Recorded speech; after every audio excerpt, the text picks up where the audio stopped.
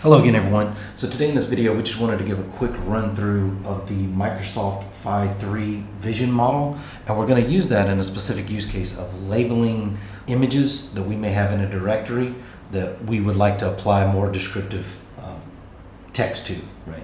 So if you go to Hugging Face, you can just find the model here. I'll also include this link in the description, but let's go ahead and pull up the notebook and get to it. So here we have our notebook. Before we get started, I'll just show you the basic directory structure. And what that is we just have, in this directory, we have a images folder, and in there, we just have 4 images of various types and content that are PNGs as well as JPEG images. So let's go ahead and run it through and see what we get. Get rid of this warning, and let's run through it. Here we're loading our libraries. Because we do have CUDA installed, we're going to just check so that we're good to go. Because this is a Vision model, it will, turn on the GPU. If you need to log in from Hugging Face, the code is right here, so you can just log into Hugging Face to actually download the model. Because I think it is gated, you may have to log in the first time you run it.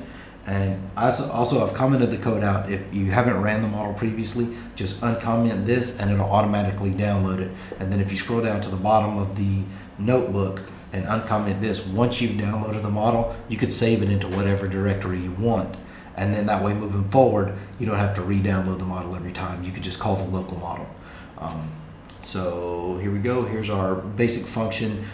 We do have the image path that we pass in, and we have a default prompt that it goes and takes. You don't have to send it a prompt, but there is the option to send a custom prompt. It loads the model, goes through the prompts, opens the image with the PIL image library, runs through the tokenizer, processes the image, generates the description, and here we have the output of the description. We also display it in a matplotlib, nice little plotly chart. It's not even a chart, it's actually just the image.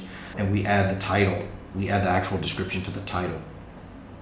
We also return the response, and that basically comes down to, the reason we return the response is because we want to write that description to a corresponding text file based on the name of the image. So for every image name, say it's test1.jpg, you'll get a test1.txt file with the actual description of the image. Here we just loop through the directory, creating a list of all the images, and we actually, this is important, we sort the images so that way we process them sequentially. Here we test on a single image, and then this is the actual function to loop through the entire list of images and process every one of the images in the download directory. And like I said, once you get done, if you haven't previously downloaded the model, you download it here, or you save it here. So let's just go ahead and run it through all at once, and let's see what we get. So there we're checking, we're loading it, pull our image directory, and it shows a list of sorted versus unsorted, so you can see, like, I'm on Ubuntu, so it kind of displays the images differently if you don't sort them in the list. And then here we go. So we just tested it with a custom prompt on this initial image, which was test 3, and here we have it. Test 3 is running through, and then now we're just going to process every image in that directory.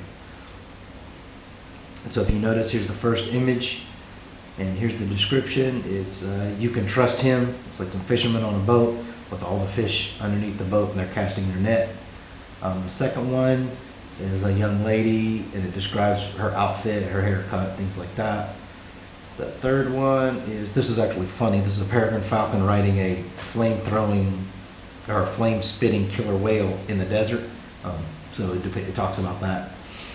It's still processing the latter images. Here's our next one. This is actually pretty slick. It's a chart that we fed in, and it's describing all of the events and the models happening in the chart. So it's a really good model for a cursory image description. Here we passed in a young lady, and it describes once again the look of joy on her face, her hair, things like that. I think the final image coming up here is the actual GitHub. I took a screenshot of the GitHub repo for this model, or for this notebook, and it describes everything that it sees in the image. It's pretty accurate. Falcons AI, Python Jupyter Notebook, gives edit pins, unwatch, things like that. So there you have it. That's just a really quick, straightforward run through. You could put any number of images in the directory, assuming you have time and the horsepower on your machine to run through all of it. It may take some time. You're looking at maybe 1 to 2 seconds per image, depending on your GPU. I'm currently running a RTX 4090, so we're down to like 2 seconds per image. But image labeling using Microsoft PHI-3 Vision by Falcons AI. Thank you for your time. 125.